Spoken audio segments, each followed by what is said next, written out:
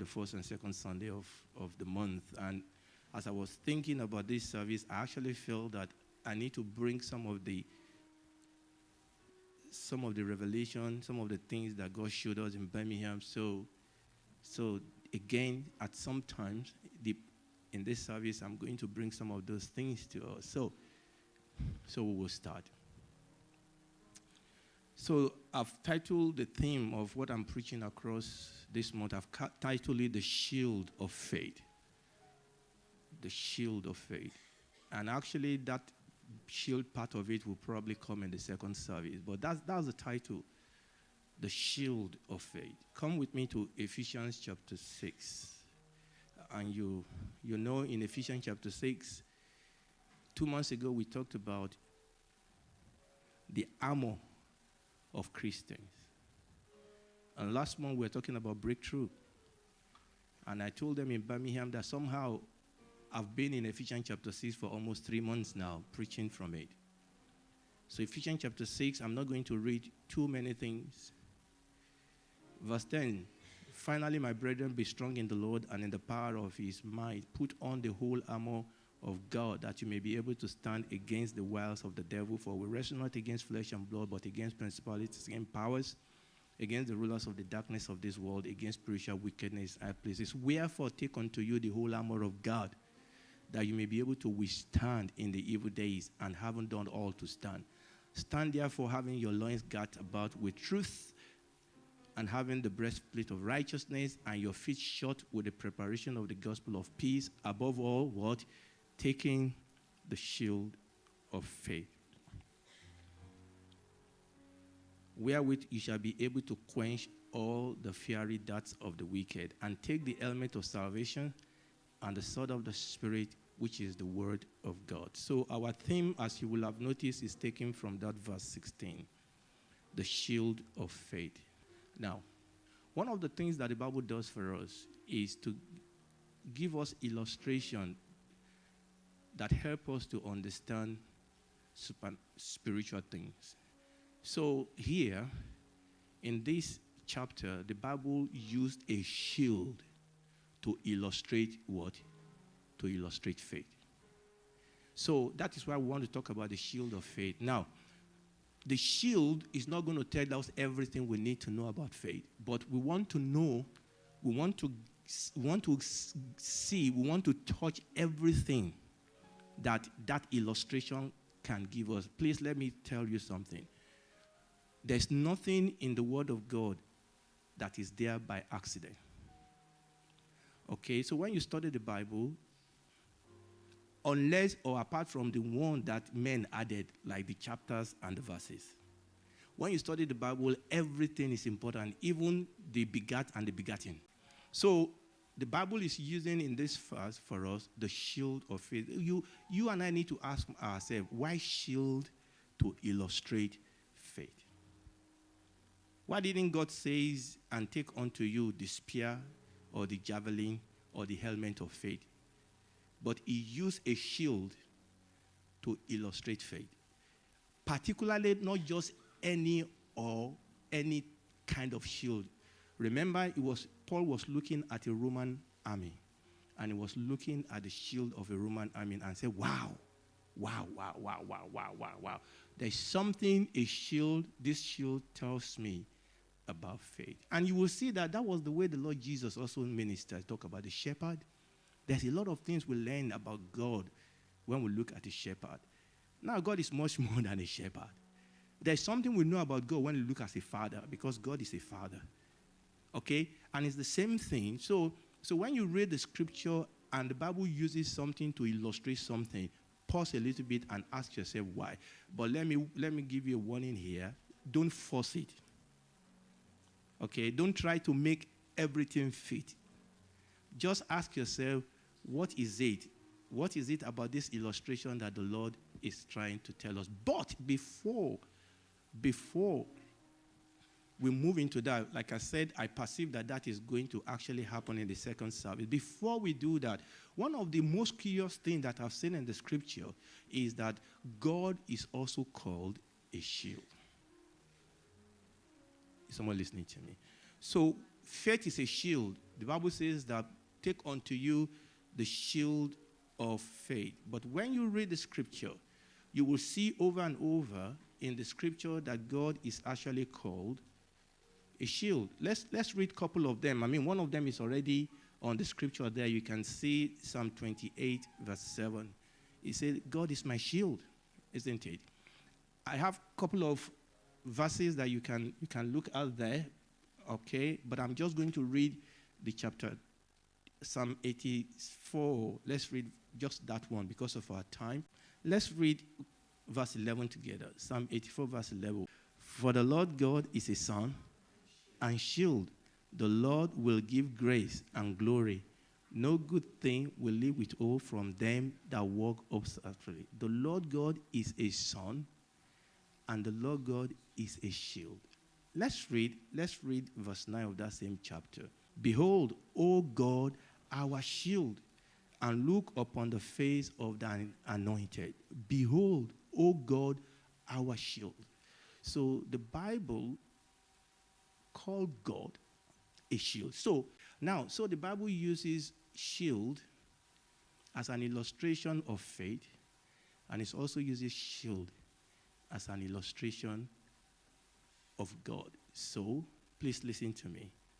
Primarily and foundationally, faith is about God. And that is going to be very, very important very soon. Because oftentimes we've made faith to be about ourselves, about my faith, about my confession, about I'm building my faith. Listen to me. Faith is primarily, foundationally about God. And I'll go ahead myself to say this. Faith is simply knowing God. Faith is simply trusting God. You see, you cannot trust Him if you don't know Him. I'll put it another way. God has not called us to have faith in our faith. God has called us to have faith in Him. Our faith is not in our faith. Listen to me. It's not what makes your faith big or small is your revelation of God. The Bible says the people that know their God. Go and read the Hall of Fame of Faith in Hebrews chapter 11. These were men and women that know God. Actually, that Hebrews chapter 11 should be titled The Men and Women That Know God, or The Men and Women That Walked with God. In the scripture, we are the one that talks about my faith, my faith. In the scripture, it is men and women that know God. Yes, the Bible talks about our faith, but faith is obedience. Faith is dependence. Our faith is not what we do primarily. Our faith is primarily about the focus. What is your faith focus on? Sometimes, in fact, many times, we believe other things, other people. We believe the situational report much more than we believe God. And that was the issue that Joshua and Caleb had with the other 10 spies. Whose report will you believe? It's all about who do you believe. We've mentioned this many, many times. Goliath and David. What was the difference between David and the rest? The rest, they say they believe God, but they believe Goliath much more than they believe God. And David came and said, and the theme of David is, I know God. I know Him. This is what God has done. This is who God is. I will kill this guy. What about the 3 Hebrew children? Nebuchadnezzar said, who is that God? I said, sorry, king, our God. No, listen, it's not about building, it's not about, let me put it this way. This is the way I asked them in Birmingham. If we say we want to build our faith, and we should do, if I say, well, let's build our faith, what's the first thing we are told? Get some scripture that tells you something about that thing and build your faith. I'm sorry. No. If you want to build your faith, know God. Study about God. Let God give you a revelation of himself. I mean, how many of you have been struggling to do something, then you find out that you actually have the provision? Huh? You know, I was hearing the testimony of somebody that went away and was ill on holiday and didn't have insurance, obviously, and had to pay a lot. Or they were given such a big insurance bill, and she was thinking, I don't know whether it was this church. And she was thinking of how am I going to pay this? And then she went to the bank to discuss with the bank manager to say, how can you help me? And the bank manager said, what's your problem? Your bank account actually has travel insurance. We will cover it. Okay. She doesn't need, now that she knows, fear was gone. Now that she knows, she was confident. Is someone listening to me? So, what have we said so far? That faith is a shield, God is a shield. That faith is primarily about God. And I'm going to say something else, and I'm jumping way ahead of myself now. And I'm going to say something that's going to shock some of you now. Faith does not come by hearing the Bible. Oh, somebody said, but the Bible says faith comes by hearing. But you stop there. It said hearing the word of God. And I'm going to talk about that when I get there. And this is what we've said. We've ruptured the word from the God of the word. And we've made the word like one magic wand. I just confess the word. Yeah. I confess the word. It's not working. No. You have ruptured, listen to me. You have ruptured the word. What makes the word is the God of the word. And the primary purpose of the word is to bring you to God. The word of God is a conduit, is a connection, is a passage. Is listening to me? So this is the reason why people, they go somewhere and they take this word and they take that word and I'm going to build my faith. Listen to me. Faith is not primarily knowing something about God. It is primarily knowing God. Now, we need to know something about God so that we can know him.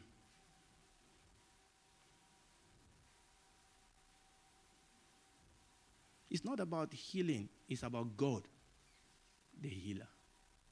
It's not about provision. It's about God, the provider. It's not about the shepherd. It's about God, my shepherd. If God be for you, who can be against you? And I'm going to, if time will permit me, I'm going to reorientate your thinking about our go-to scripture. When we talk about tell me what faith is, we go to those scriptures. And oftentimes, we don't read them in context. And that is the problem. Proverbs chapter 30 verse 5 says, let's read it together. Every word of God is pure. He is a shield unto them that put their trust in him. Read it again. Every word of God is pure. He is a shield unto them that put their trust in him. What's wrong with that sentence? You will think that sentence should read, every word of God is pure. God is a shield to everyone that put their trust in his word. But that's not what he says. Every word of God is pure. Is a shield to what? Unto them that put their trust in him. Because the primary purpose of the word is him. Is him. Is him. The reason why God has given us the word is so that we may know him. And it is in knowing him that will develop faith. When you know somebody, you will say, no, she can't do that. No, he can't do that. I know him. There are times you will make decision and say, well, what about, he said, no, I know him. I know he will be happy with that. Or I know him, he won't take that from you. One of the things I want you to know is this, please understand this, that faith is relational. It's not a gymnastic. Your faith is according to your relationship with God. The problem is that we have not stressed the relational aspect of faith. So he said, every word of God is pure. He is a shield. We're talking about God as a shield. And basically, you will see where faith, the word, and God connect. Every word of God is pure. God is a shield. But how? God is a shield unto them that put their trust in him. So as we study the word, we know more of God. Hallelujah. Genesis chapter 15, verse 1. This was what God told Abraham. This was after Abraham has conquered, the people that took his nephew. And God came. After these things, the word of the Lord came unto Abraham in a vision, saying what? Fear not, Abraham, I am who?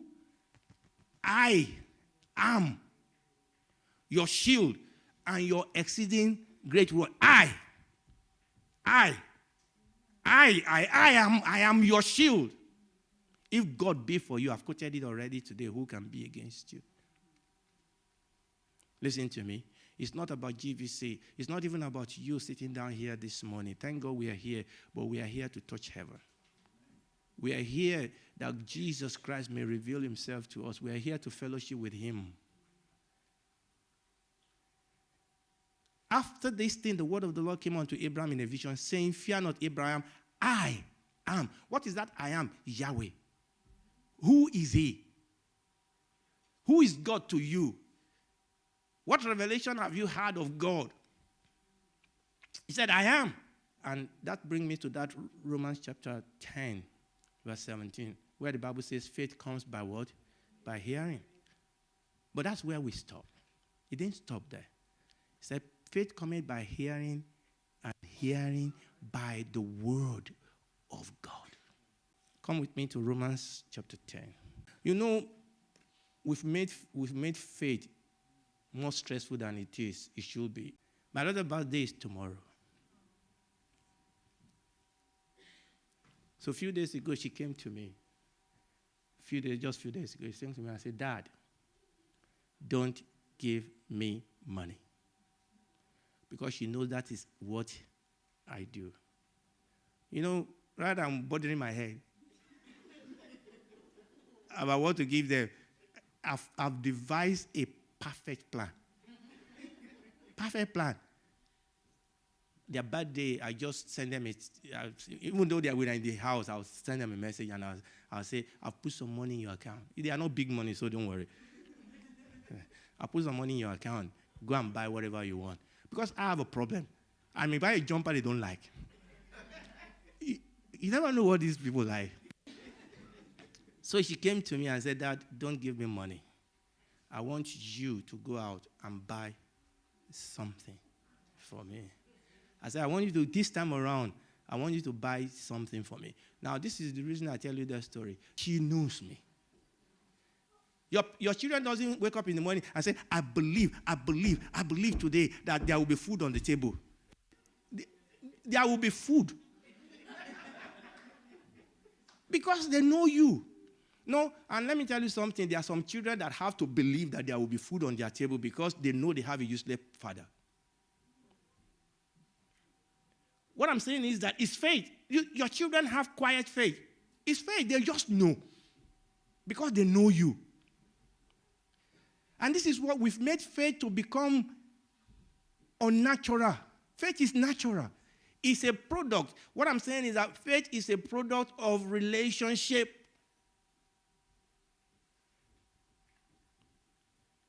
Amen.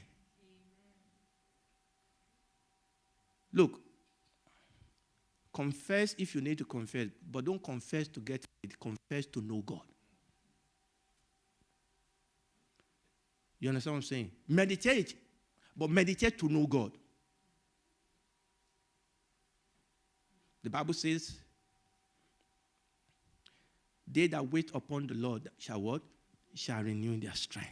The Bible says, as we behold and is in a glass the glory of the Lord in the face of the Lord Jesus Christ, we are transformed into the same image. It's the people that know their God that are strong and do exploit. Romans chapter 10. Because I want to take you down there. No, so if you read verse 17, it says, so then faith cometh. Now, what verse starts with so then? So that means something has been going on before then.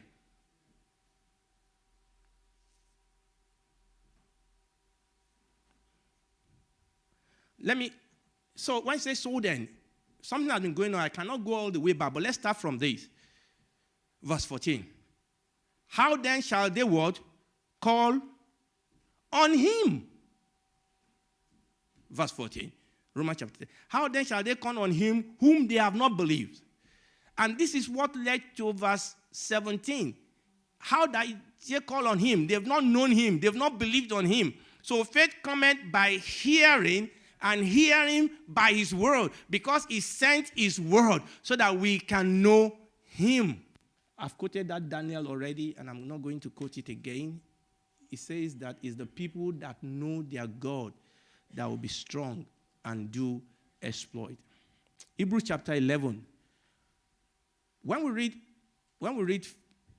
I ask you to tell me what is faith, we quote Hebrews chapter 11 verse 1. So then faith is what?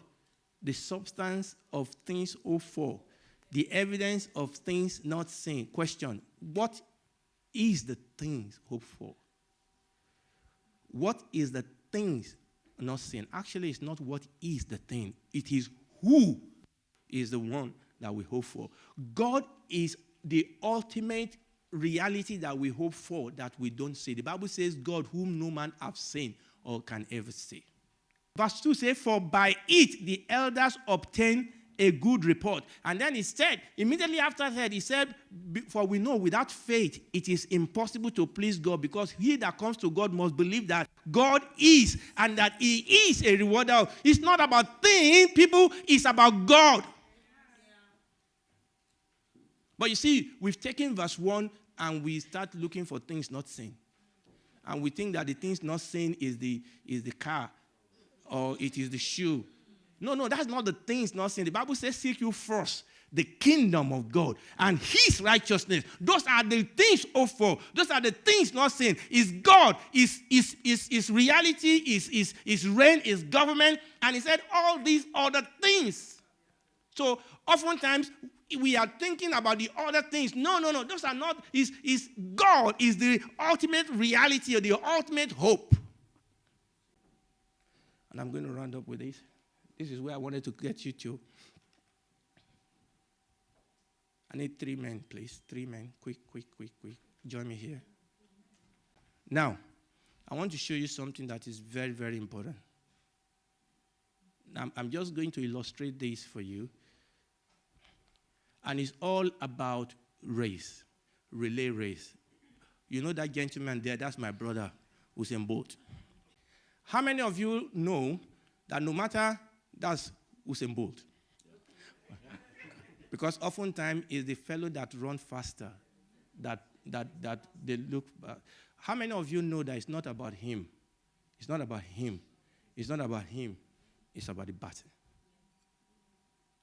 That no matter how fast they run, if they don't get the baton home, they fail. Is someone listening to me? It's about the baton. The relay race is about the baton. Okay? When you are running is about passing the baton from one hand to another hand to another hand. And there's a way you do it. You must not do it carelessly. And if you drop the baton, that is it.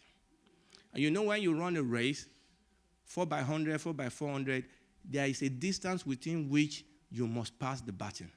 I hope you know that. So if somebody is coming and you are holding your hand out and you start running forward, there's a line you must not cross before you get the baton. And most races are won and lost depending on how smooth the baton is handed over. You are the anchor. Listen to me. Let me tell you something about that baton. This baton is called revelation.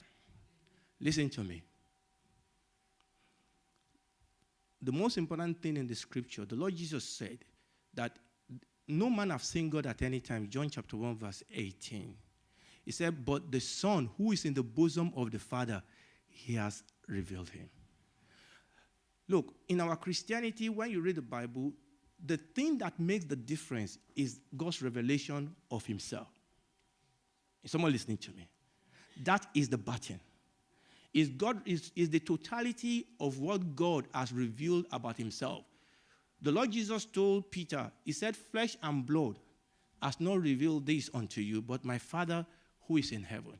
So, this, listen to me, he is the Paul, he is the Peter, he is the Isaiah, he is the Jeremiah, he is the one that God gave this revelation to.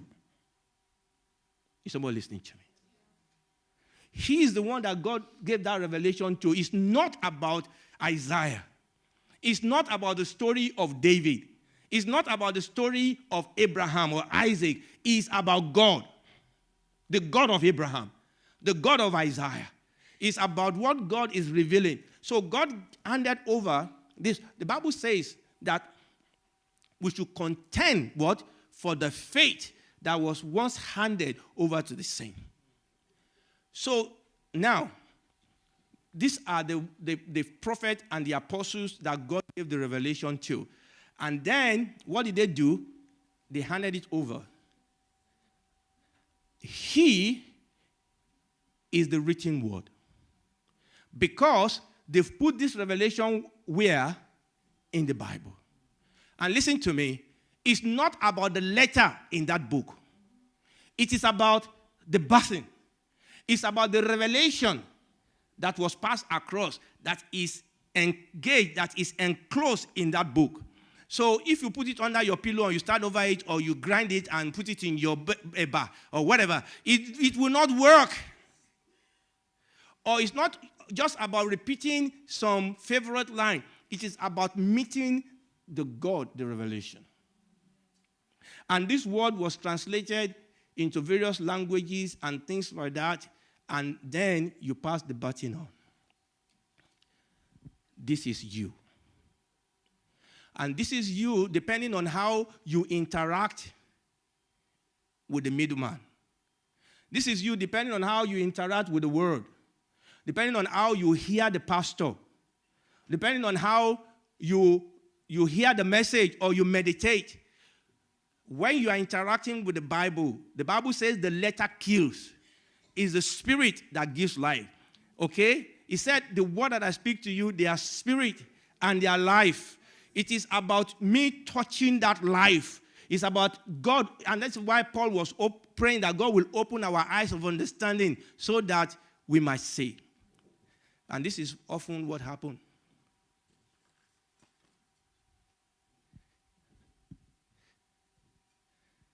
So he's trying to hand over the baton, and the baton dropped. And the guy said, no problem, I have my own. I have my own waiting. Yes. One baton drop. Another one is, let's keep running. How many of you know that he was going to be disqualified? So I have my own baton. I came prepared. I know he can drop. Waiting.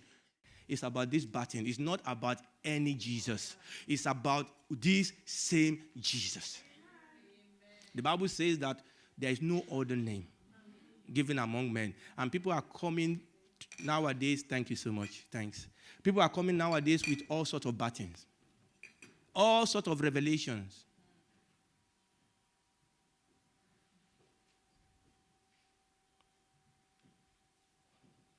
But But it's not about our batting. Let me read one more verse and then we will have closed. John chapter 5.